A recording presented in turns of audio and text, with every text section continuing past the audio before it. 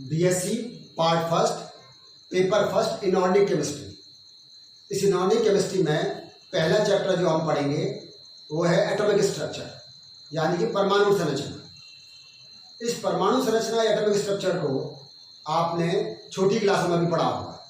यदि हम याद करें तो क्लास 11th में जो एटॉमिक स्ट्रक्चर आपने पढ़ा उसमें सबसे पहले आपने देखा डाल्टन एटॉमिक थ्योरी, डाल्टन का परमाणु सिद्धांत। उसके बाद आपने जो देखा था वो था कैथोड रेज की खोज कैसे हुई, विलियम क्रुक्स का एक्सपेरिमेंट, जिसमें डिस्चार्ज ट्यूब को काम में लेकर फिर वो एक्सपेरिमेंट किए थे और कैथोड रेज की खोज हुई थी।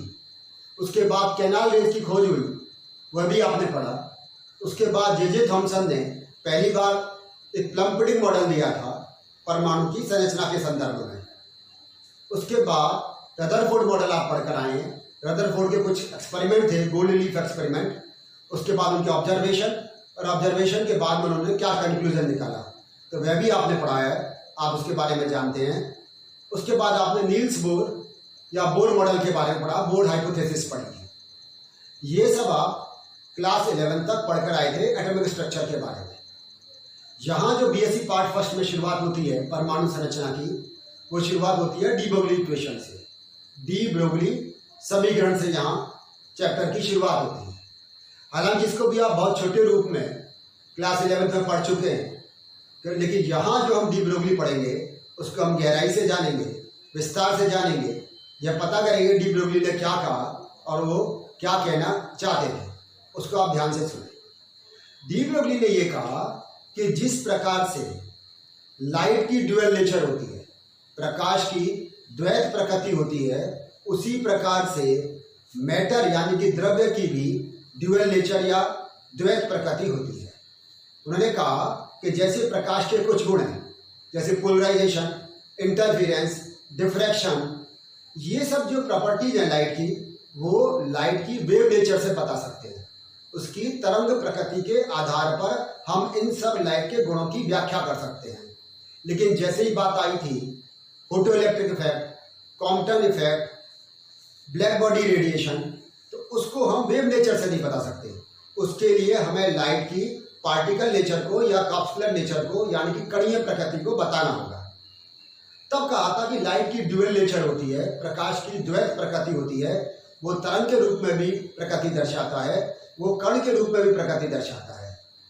तो डी ब्रोगली ने कहा कि जिस प्रकार लाइट की ड्यूअल नेचर होती है, जिस प्रकार प्रकाश की द्वैत प्रकृति होती है, उसी प्रकार से मैटर यानी कि द्रव्य की भी द्वैत प्रकृति या ड्यूअल नेचर होती है। मैटर में हम किसकी बात करें? सब एटॉमिक पार्टिकल्स की। और सब एटॉमिक पार्टिकल में भी किसकी बात करें? इलेक्ट्रॉन की।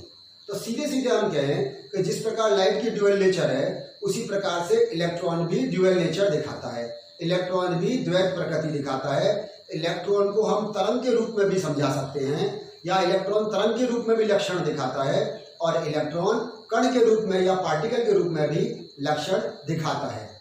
यहाँ आप ये बिल्कुल स्पष्ट समझ लें, जब हम उसके किसी भी उसका हम ऑब्जर्वेशन ले रहे हैं और मानो वो वेव नेचर दिखा रहा है, तो उस समय वो कण प्रकृति की हम व्याख्या नहीं कर पाएंगे। और जिस समय हम कण वाली बात कर रहे हैं तो तरंग की व्याख्या नहीं कर पाएंगे। तो ये नहीं है कि वो उसके साथ दोनों एसोसिएटेड नहीं है, एसोसिएटेड तो दोनों है, वो कण के रूप में भी है, तरंग के रूप में भी है, लेकिन किसी एक प्रकृति को लेकर हम उसकी व्याख्या करते हैं। तो डी ब्रोगली ने यही कहा कि लाइट के समान सब एटॉमिक पार्टिकल हम बात करते हैं जिसमें इलेक्ट्रॉन की, वह ड्यूअल नेचर या द्वैत प्रकृति दर्शाता है। अब इन्होंने क्या किया डी ब्रोगली ने? एक तो आइंस्टीन इक्वेशन का उपयोग किया। आइंस्टाइन इक्वेशन थी, आप जानते हैं, E=mc², उसका उपयोग किया। एक इससे पहले प्लैंक की बात की थी। प्लैंक की इक्वेशन क्या थी ये भी आपको पता है, E=hν।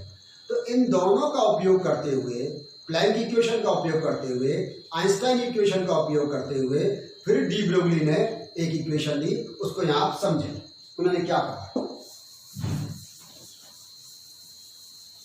जैसा कि हमने बात की, ये E=mc², ये किसने कहा था? ये आइंस्टाइन ने कहा था। यहाँ आपको मालूम है m मास को रिप्रेजेंट कर रहा है, c वेलोसिटी को रिप्रेजेंट कर रहा है। m मास है और c वेलोसिटी है। प्लैंक ने क्या कहा? प्लैंक ने कहा E=hν। ये क्वेश्चन नंबर 2 हो गया। ठीक है, यहाँ h क्या था? प्लैंक कांस्टेंट, न्यू क्या है यहाँ पर? फ्रीक्वेंसी, और ये एनर्जी है। अब इक्वेशन 1 और 2 के सामने रखो, तो क्या आ जाएगा, mc² equal to H new. यहाँ तक बात समझ में आती है। और ये आप जानते हो न्यू इक्वल टू क्या होता है, c upon lambda. New frequency है, c यहाँ पर वेलोसिटी ऑफ लाइट है, और लैम्डा क्या है यहाँ पर, वेवलेंथ। तो यहाँ क्या आ जाएगा, इसकी जगह रख दो mc² equal to hc upon lambda. ये c से c कैंसिल हो गया, तो क्या आ गया यहाँ पर, mc equal to h upon lambda, यानी लग गया lambda equal to h upon mc। और m मास, c वेलोसिटी, दोनों को मिलकर क्या बन गया, मोमेंटम। तो हम कह सकते हैं lambda equal to h upon p।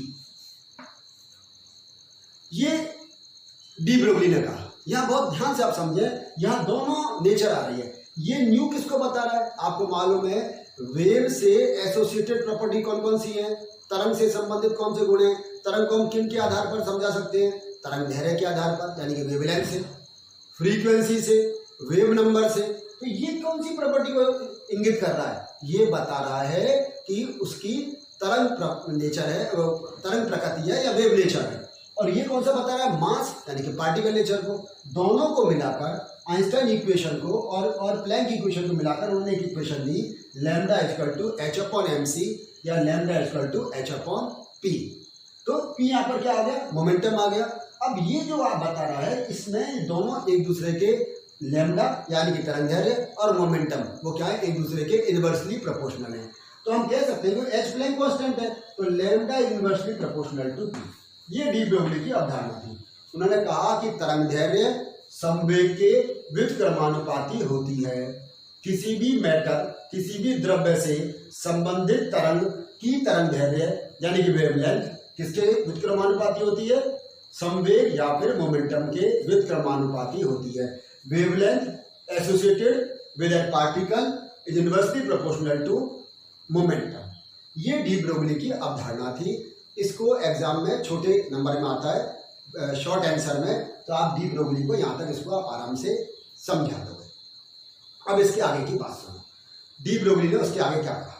आपको याद हो तो बोर ने क्या कहा था, यह आप क्लास में पढ़ कर आए। बोर ने कहा था कि नाभिक के चारों ओर यानी कि न्यूक्लियस के चारों ओर इलेक्ट्रॉन केवल उन्हीं कक्षा में चक्कर लगाते हैं जिनके एंगुलर मोमेंटम का मान mvr equal to nh upon 2π होता है। याद है आपको अच्छी तरह से, या आप पढ़कर आए हैं, क्लास 11th में पढ़कर आए हैं कि इलेक्ट्रॉन केवल उन्हीं कक्षा में चक्कर लगा सकते हैं जिनके एंगुलर मोमेंटम या कोणीय संवेग का मान mvr equal to nh upon 2π होता है। अब वो डी ब्रोगली से वो बात बोर की कैसे सिद्ध होगी उसको समझो। देखो, जैसे मान लीजिए एक ये कोई हम सर्कुलर पाथ बना लेते हैं जिसमें कोई इलेक्ट्रॉन चक्कर लगाता है और बात करते हैं वेव के रूप में। मान लीजिए ये वेव के रूप में इस प्रकार से इलेक्ट्रॉन न्यूक्लियस के चारों तरफ एक सर्कुलर पाथ में चक्कर लगा रहा है। यहाँ तक की बात समझ आ रही है। यहाँ जरा हम n की वैल्यू गिने, आप देखिए यहाँ से गिनना शुरू करें तो ये 1, ये 2, 3, ये 4, 5 और ये 6।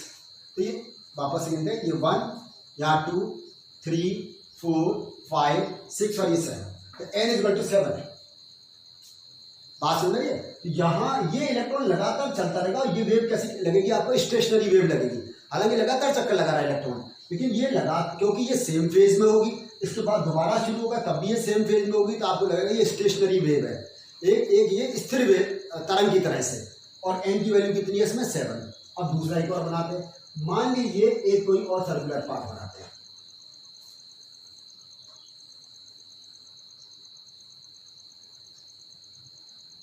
और यहां ऐसा बनाएंगे जिसमें कि दूसरी जो स्टेशनरी वेव है वह उसके सेम फेज में ना हो। ये हमने बनाया। अब यहां हम देखेंगे जैसे ही मानो यहां से वेव शुरू हुई, उसके बाद नेक्स्ट जो आएगा वो इसके सेम फेज में ना हो, उसके अपोजिट फेज में होगी। हमने ये बनाया। अब यहां से गिनना शुरू करें। देखो यहां से n की वैल्यू 1, ये 2, 3, 4, 5, 6, 7 एंड 7.5। तो n इज इक्वल टू 7.5 आ गया। बात समझ आ रही है, यहाँ तो कोई दिक्कत नहीं। अब इसकी सर्कमफेरेंस गिनेंगे तो क्या आएगा, 2πr is equal to n lambda. यहाँ बात समझने की कोशिश करना, 2πr इज इक्वल टू क्या आ गया, n लैम्डा। और लैम्डा बराबर क्या दे रखा है, डी ब्रोगली ने क्या कहा था, lambda equal to H upon M B, H upon M C. ये डी ब्रोगली ने कहा था कि लैम्डा इक्वल टू एच यहाँ पर क्या है, Planck constant, M mass of electron और बी यहाँ पर उसकी वेलोसिटी है, तो lambda equal to H upon M B आ गया। यहाँ वैल्यू सब्स्टिट्यूट कर दीजिए, तो 2 pi R equal to N H upon M B. ठीक है, एम बी को उधर ले जाइए, 2 पाई को उधर ले आइए, तो M B R equal to N H upon 2 pi. ये वही बात निकल कर आ रही है जो बोर ने कहा था। बोर ने क्या कहा था, इलेक्ट्रॉन केवल उन्हीं ऑर्बिट में चक्कर लगाएंगे जहां angular momentum M B R equal to कितना हुआ, एन एच अपॉन 2 पाई। और यहाँ भी डी ब्रोगली का जब हमने इक्वेशन का उपयोग किया तो वैल्यू क्या निकल कर आई, M B R equal to N H upon 2 pi. यहाँ एम की वैल्यू क्या होनी चाहिए, यहाँ फुल 1 2 3 4 5 6 इस प्रकार की होनी चाहिए। यदि हम कहें एन बराबर 7.5 है तो उसमें वो इलेक्ट्रॉन मूवमेंट नहीं कर सकता है, इलेक्ट्रॉन चक्कर नहीं लगा सकता है, क्योंकि यहाँ पर ये डिफरेंट फेज में होते ही एक दूसरे का ये बजाय कंस्ट्रक्टिव इंटरफेरेंस करने के ये डिस्ट्रक्टिव इंटरफेरेंस होगा और यहाँ पर इलेक्ट्रॉन के पाए जाने की संभावना 0 हो जाएगी। तो इलेक्ट्रॉन केवल कहाँ मूव करेगा, इलेक्ट्रॉन केवल कहाँ चलेगा, कहाँ चक्कर लगाएगा, जहाँ एन की वैल्यू 1 2 3 4 5 6 और इस प्रकार से होल नंबर में होगी। जहाँ ये फ्रैक्शन में होगी वहाँ वो इलेक्ट्रॉन मूवमेंट नहीं कर सकता है। तो उसके आधार पर हमने बता दिया कि M B R equal to N H upon 2 pi. ये निकल कर, ये बोर के जो पहले सिद्धांत दिया था, बोर ने जो कहा था कि इलेक्ट्रॉन केवल उन्हीं जगह चक्कर लगा सकते हैं जहाँ कोणीय संवेग का मान एन एच अपॉन 2 पाई के बराबर हो और एन बराबर 1 2 3 4 इस प्रकार से हो, उसको यहाँ ये डी ब्रोगली के द्वारा सत्यापित हुआ। या हम कहें डी ब्रोगली ने जो कहा, जो इक्वेशन दी, उससे हम बोर के इस कंसेप्ट को समझ सकते हैं। तो आज की क्लास में आपने क्या जाना, हमने कहा हम एटॉमिक स्ट्रक्चर की शुरुआत कर रहे हैं, पहली क्लास पढ़ा रहे हैं एटॉमिक स्ट्रक्चर की। उसमें सबसे पहले हमने देखा de Broglie equation, D Broglie ने क्या कहा, किस प्रकार से जैसे लाइट ड्यूअल नेचर दिखाती है उसी प्रकार से मैटर वेव्स भी ड्यूअल नेचर दिखाती हैं। पहले हमने ये समझा कि कण और तरंग दोनों प्रकार की प्रकृति दर्शाती हैं, और उसके बाद फिर हमने देखा कि ये जो बोर की हाइपोथेसिस थी उसको किस प्रकार से ये सत्यापित करती है। नेक्स्ट एपिसोड में फिर हम इसके बारे में सीखेंगे कि किस प्रकार से हाइजेनबर्ग ने क्या सिद्धांत दिया, हाइजेनबर्ग का प्रिंसिपल क्या कहता है, डी ब्रोगली का हम एक्सपेरिमेंटल वेरिफिकेशन जो डेविसन जर्मर का एक्सपेरिमेंट है उसको भी हम डिटेल में जानेंगे।